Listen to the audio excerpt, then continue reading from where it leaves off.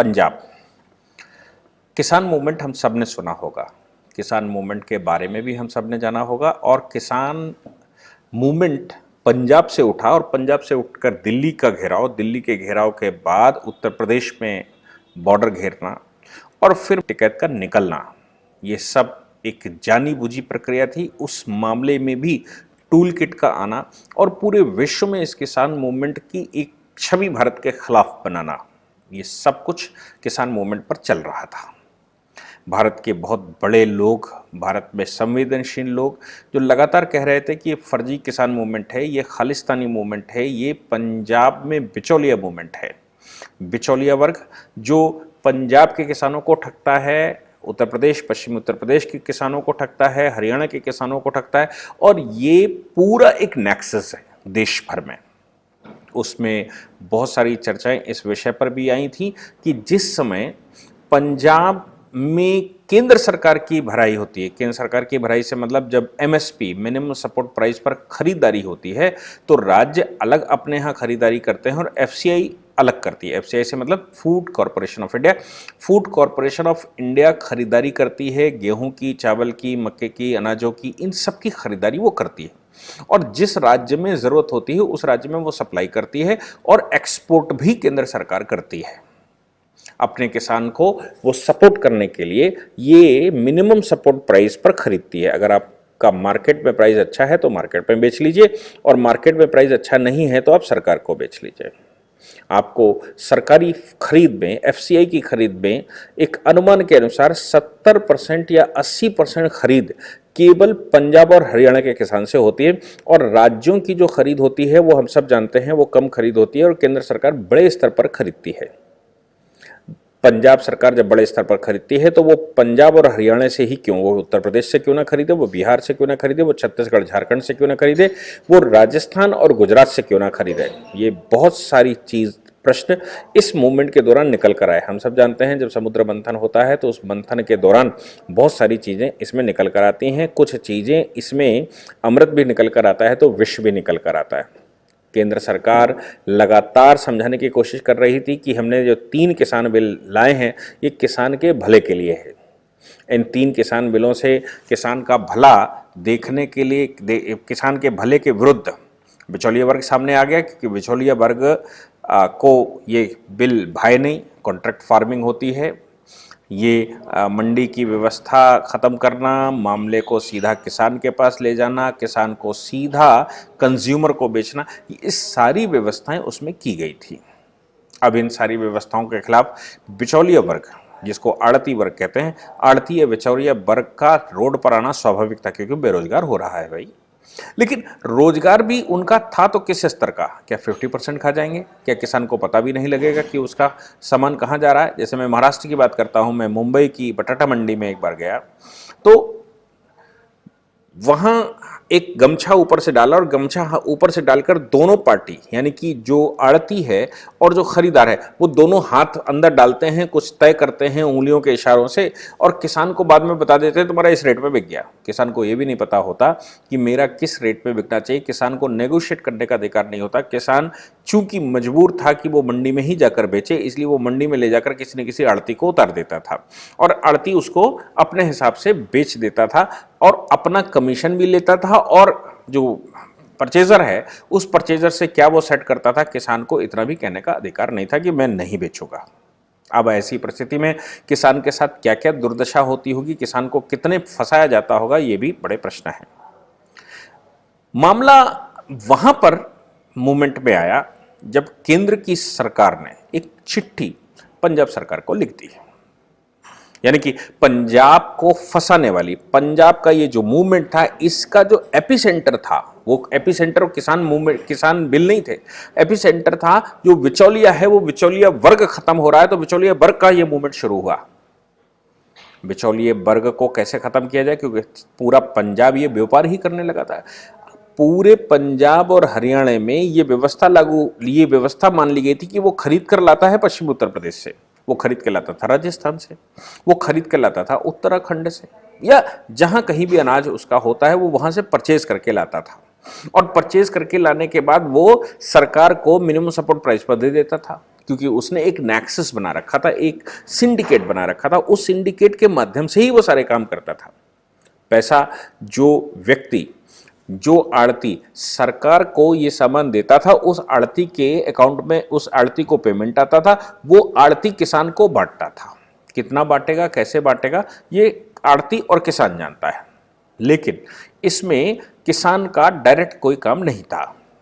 हम सब जान रहे हैं कि ये मूवमेंट उस बिचौलिए वर्ग के लिए था, बाद में ये दूसरे तरह का मूवमेंट बन गया।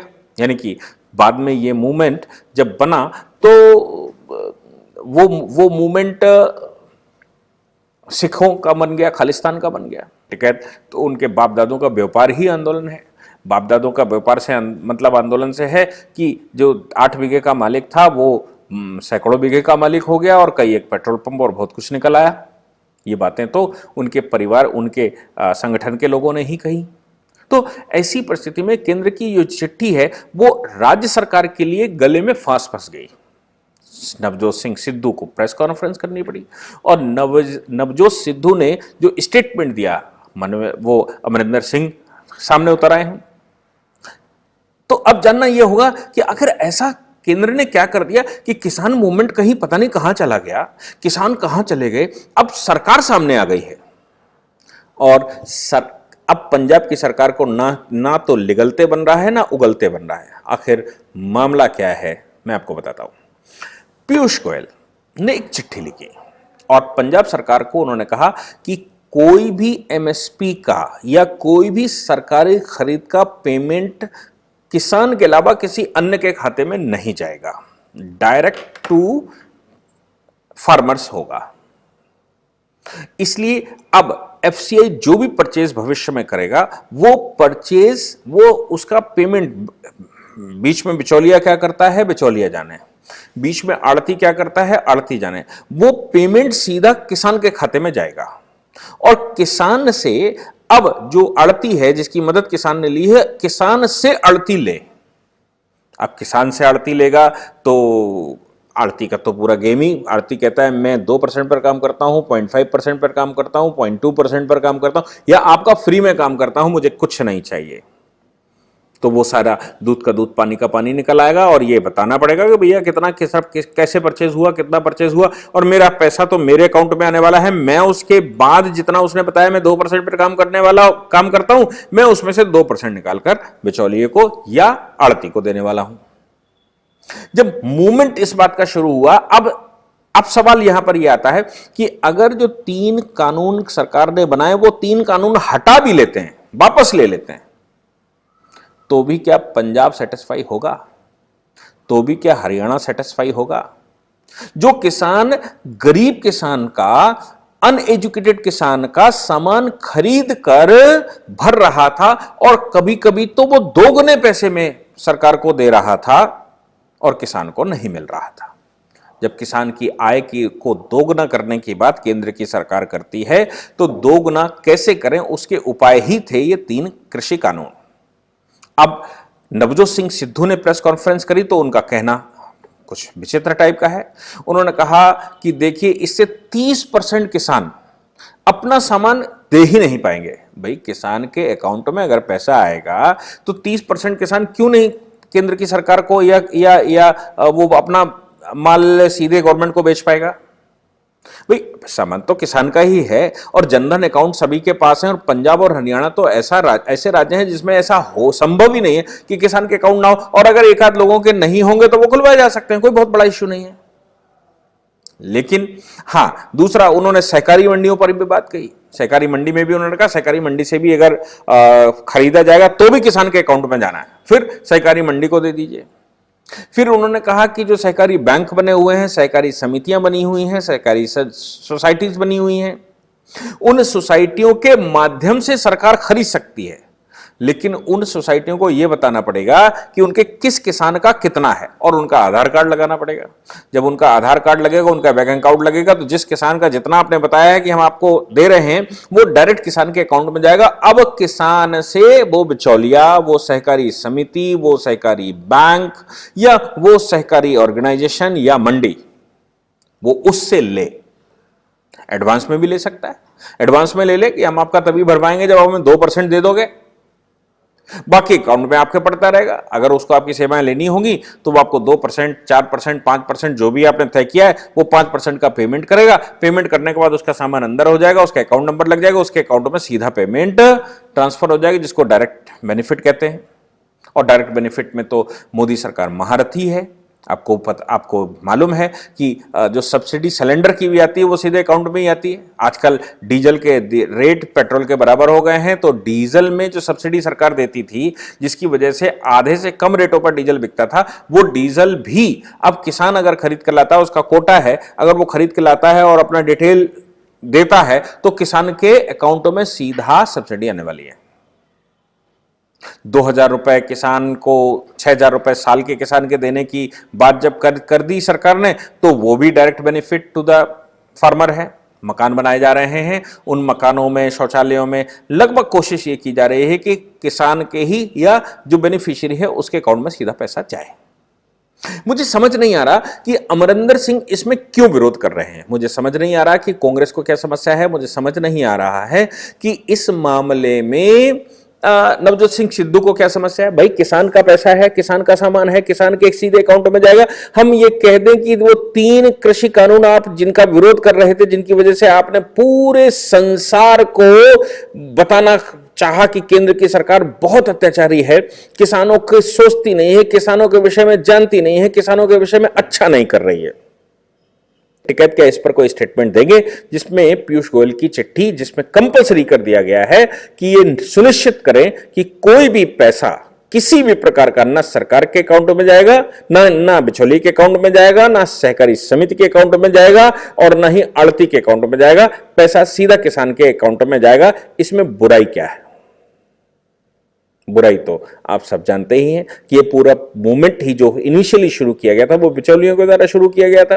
वो अपने आप को व्यापारी घोषित कर दिया, कहने के लिए वो किसान, लेकिन व्यापारी किसका? गरीब किसान का सामान लूट कर उसको सरकारी खजाने में भरना, और गरीब किसान को जो मर्जी हो वो पकड़ा दिया। और वो पकड़ाने के बाद बेचारा वो मर रहा है, वो खेती कर रहा है, वो रात रात भर पानी उसमें भर रहा है, वो उसकी निराई बुवाई कर रहा है, उसमें खाद बीज भी डाल रहा है। उसको समय के अनुसार पैसा न मिलना, उसको मार्केट में जो सस्ता रेट, जिस समय फसल कटती है उस समय मार्केट तो सस्ती होती, लेकिन जिस समय फसल कटती है उस समय एमएसपी अच्छा होता है, और जिसको इंस्टेंट पैसे की जरूरत है वो क्या करे?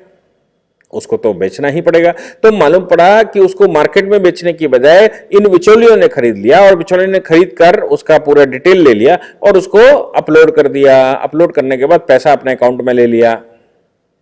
7 रुपए गेहूं, 10 रुपए गेहूं, 15 रुपए गेहूं खरीदा, और मालूम पड़ा कि 25 रुपए, 30 रुपए, 28 रुपए, 27 रुपए जो भी एमएसपी रहा उस पर भर दिया। पैसा खूब कमाई। गरीब किसान जानता नहीं कैसे भरना, क्यों? वो लैंडें छोटी होती जा रही हैं, इसलिए उसको कुछ और भी उपक्रम करने पड़ रहे हैं, कुछ और भी काम करने पड़ रहे हैं। तो वो सोचता है जितना टाइम हम वेस्ट करेंगे ये जानने में कि क्या चल रहा है, उतने में हम 2 रुपए पैदा कर लेंगे, कुछ और परिवार का पालन भरण पोषण कर लेंगे, जिसकी वजह से वो गरीब और गरीब और गरीब और गरीब होता ही जा रहा है। लेकिन बिचौलिया बढ़ता बढ़ता और बढ़ता ही जा रहा है। मुझे लगता है कि केंद्र की सरकार ने ये जो गुगली फेंकी है, इस पर क्लीन बोल्ड होने वाला है ये पूरा का पूरा किसान मूवमेंट, ये पूरा फर्जी किसान मूवमेंट, ये जो खालिस्तानी मूवमेंट चल रहा था, ये जो ध्वज और ट्रैक्टर रैली और महेंद्र सिंह टिकैत आजकल जो रसगुल्ले खा रहे हैं पूरे संसार भर में, पूरे हिंदुस्तान में, विरोधी तो खिलाएंगे ही ना कि उनको एक आदमी मिला ऐसा जो कुछ ना कुछ तो केंद्र की सरकार कमी निकाल कर बता रहा है। जिसके पास कमी नहीं है वो भी किसान के भावनात्मक रूप से खेल रहा है, क्योंकि केंद्र की सरकार जिस दिन से बनी 2014 के बाद, उसके बाद आपको कोई कमी ढूंढने में नहीं मिली। ममता बनर्जी देख लीजिए कैसे टांगे हिला रही हैं और कहती हैं कि मेरा पैर टूटा है, लेकिन उनके पास केंद्र के खिलाफ कहने के लिए कुछ नहीं। अब उन्होंने यही कहना शुरू कर दिया, ये तो बहिरे हैं, ये बाहर के लोग हैं।